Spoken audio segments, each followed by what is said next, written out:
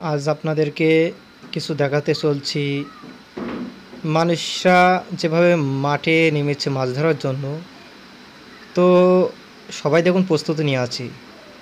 যার যার হাতে খেপলা সে প্রস্তুতি নিয়ে আছে এবং এখানে কিন্তু অনেক মানুষ আছেন যারা এই যে একটা সুন্দর দৃশ্য, মাছ ধরার একটা দৃশ্য তারা অনুভব করছে। মাত্র ৩ দিন পানি হয়েছে বা ৩.৫ দিন পানি হয়েছে, এর ভিতরে জলাশয়গুলো পরিপূর্ণ হয়েছে পানি দ্বারা।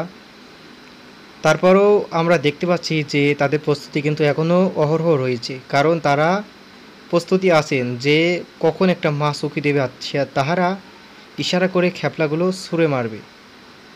তো এগুলো মারতে কিন্তু অভিজ্ঞতা লাগে অনেকটা। আমরা যদি লক্ষ্য করি যে এখানে কিন্তু অনেক পানি, অথই পানি আছে, তারপরেও এখানে মাছ ধরছে। আপনারা ভিডিওটা না টেনে দেখুন শেষ পর্যন্ত যে তারা কেমন মাছ পেতে পারে। তারা প্রস্তুতি নিচ্ছে, এইমাত্র মারবে। তো দেখা যাক যে তাদের খেপলাতে কতটা মাছ পড়তে পারে।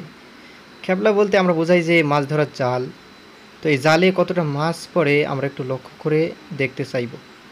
সবাই কিন্তু প্রস্তুতি নিচ্ছে মোটামুটি মারার জন্য আর কি। এরপরও আমরা দেখব যে কিভাবে তারা তাদের মাছগুলো খেপলার ভিতরে নিয়ে আসতে পারে, কে কতটা মাছ পেতে পারে।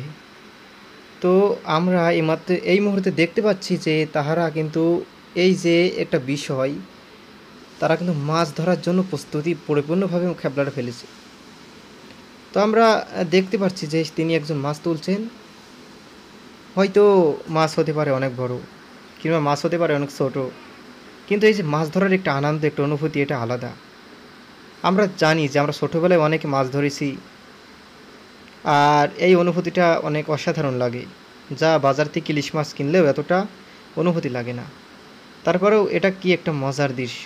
আপনারা দেখতেই পাচ্ছেন যে অনেক মানুষ এসেছে এই মাছ, শুধু এই মাছ ধরার দেখার জন্য। তো এটা একটা আনন্দ, এটা অনুভব।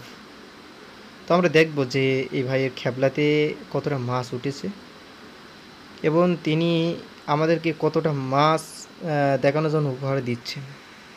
সে অনুযায়ী আমরা ভিডিওটা আরও কাছে নিয়ে যাই এবং দেখতে চাই যে কতটা মাছ উঠেছে। আরেকজন কিন্তু সেখানে খেপলা নিয়ে প্রস্তুতি আছেন যে মাছগুলো তোলার জন্য।